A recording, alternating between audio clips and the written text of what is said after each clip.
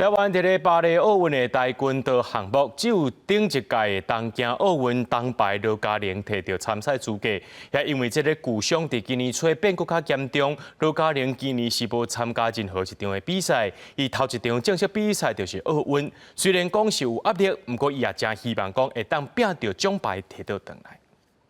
简单热身，罗嘉玲就好将近30台摄影机为每一个角度翕。虽然讲去年杭州亚运进前各混媒体节已经共款的经验，不过这摆这么大的训练场，只有罗嘉玲甲团队伫咧备战奥运。上一次可能就是带着比较放松的心态，那这次主要还是有压力啊，然后自己也非常的期待，然后也有一点点兴奋，就是又要去征战奥运这个舞台。 身为台湾唯一得到巴黎奥运跆拳道资格选手罗嘉玲，先前压力一定有，不过教练刘创泰一直认为，爱豆的心理素质其实袂歹。因为他就是有点傻大姐嘛，这就是这样，就上去我就打嘛，输了我就哭哭嘛，赢了也哭哭啊，就这样。我现在是怕伤势对到他的心理状况的影响。 其实罗嘉玲的技术锻炼6月初才开始，因为在这进前，倒脚踝疲劳性骨折需要时间复原。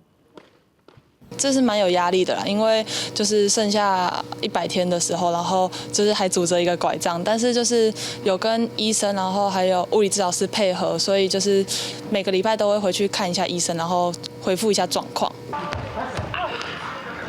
刘创达教练用健康去奥运为目标，今年去奥运进前，无让罗嘉玲参加任何比赛，是爱加速身体修复，爱加食物件。结果迄当比参赛57公斤，超出未少，而且最近杨成元为183公分，悬到184.5公分。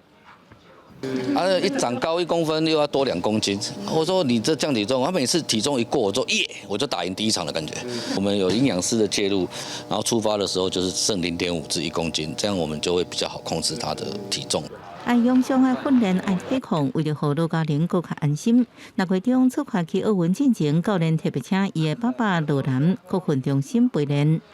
不是讲很多话，但是就是用这样的方式，然后。去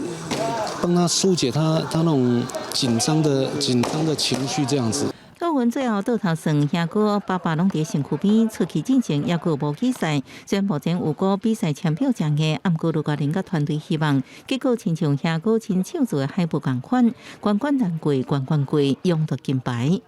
自己也是会希望，就是可以真的拿到一面牌，然后替跆拳道也是争一口气的感觉。记者综合报道。